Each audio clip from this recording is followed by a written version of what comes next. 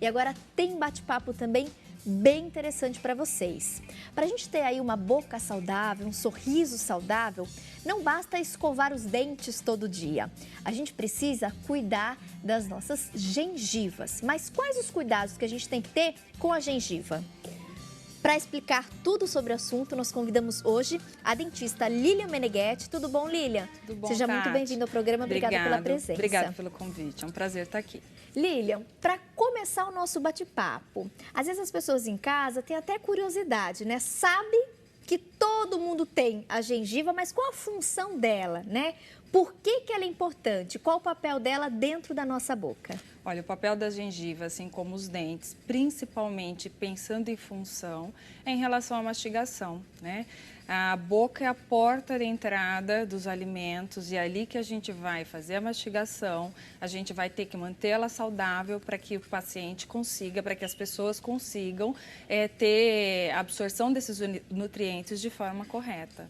Então, a gengiva ela tem um papel fundamental, é ela que vai estruturar toda a dentição. Se você tem um problema na tua gengiva, por exemplo, você pode vir a perder o dente, porque através dela que as bactérias vão se instalar, começa um processo inflamatório, aí você tem uma doença avançada e o paciente pode até vir a perder o dente por conta disso. Então, é importantíssimo os cuidados com a gengiva. Como saber se, de repente, a minha gengiva está saudável? Né? Ou que sinais observar durante uma escovação, ou mesmo ao se olhar no espelho? Eu sempre falo para os pacientes que o primeiro sinal que já tem que ligar o alerta é sangramento. Então, claro que existe aquele sangramento que você passou um fio dental, você machucou a gengiva e ela sangrou porque você machucou. A gengiva ela é muito sensível, né? É um tecido conjuntivo muito sensível. Então, eu falo para os pacientes, observou que teve sangramento, aquele sangramento espontâneo, vai escovar os dentes, sai aquele sanguinho ali nas cerdas, procurar o dentista imediatamente. Por quê? Dificilmente, num estágio inicial até médio, essa gengiva vai ocasionar dor, né? E quando há dor, normalmente nesse processo, aí sim, o paciente corre para o consultório porque está doendo, ele quer sanar. Mas aí já está com um problema instalado e um grau avançado. Muito avançado. Então, assim, ir periodicamente ao dentista a cada 6 meses, isso a Organização Mundial da Saúde preconiza, né? A cada 6 meses visitar o dentista para quê? Ali ele vai avaliar se tem alguma doença instalada, se está inicial, como que vai fazer o tratamento. Então, isso a cada 6 meses, né? Fora isso, durante este período, observou que houve sangramento, isso é importante, procurar o dentista imediatamente. Porque se ele esperar ter dor, aí já pode estar numa situação mais avançada e o paciente até perder os dentes por conta disso. Você falou da perda de dente, que é uma consequência, então, né, de um problema não identificado e não tratado corretamente. E quais são os problemas, os mais comuns relacionados, de fato, à gengiva, né, ao não cuidado com a gengiva? Bom, a perda de dente, que ela é básica, mas você pode ter uma instalação ali de bactérias que são prejudiciais, que podem cair inclusive na corrente sanguínea e ir para o coração, né? A gente tem osteoporose, a gente tem algumas doenças, várias doenças ligadas a esse problema de bactéria na gengiva. Porque, veja bem, é normal a boca ter bactéria, né? Então, se escovou o dente, na sequência, a gente tem bactéria, porque a gente tem bactérias saudáveis e bactérias que não são saudáveis na boca.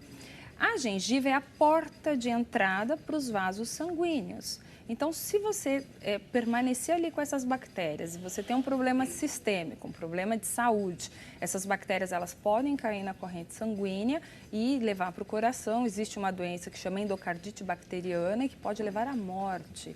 Teve um tempo, Tati, inclusive, que houve uma campanha, o próprio Conselho Regional de Odontologia fez uma campanha, que o título da campanha era "Dor de dente pode matar". Né? Você sabia que dor de dente mata, você sabia, né, que problemas no dente pode matar, que era para dar esse alerta para as pessoas da importância que tem o cuidado com o dente. Não e de só fato, da gengiva, né? É muito interessante essas campanhas e outras, até por isso que a gente trouxe você hoje, doutora Lilian, porque às vezes a gente tem aí, digamos assim, aquelas doenças que são sempre mais comentadas, mais faladas, e a gente acaba esquecendo de alguns cuidados com o nosso corpo, inclusive de higiene bucal, e aí você também esquecendo disso, você acaba se submetendo, às vezes até sem querer, você acaba ficando muito suscetível a problemas sérios que podem resultar, inclusive, aí no falecimento. No caso desses problemas, essas doenças relacionadas à gengiva, a gente tem a gengivite, a periodontite. Eu queria que isso você são falasse estágios, né? São estágios da doença periodontal, porque a especialidade que trata exclusivamente a gengiva, o tratamento da gengiva, é a periodontia, né?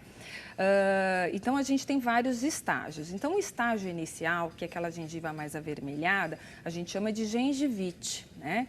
Aí, se ela não for tratada, a gente tem uma periodontite. A periodontite, você já começa a ter esse problema, ele já começa a se estender para o osso, né?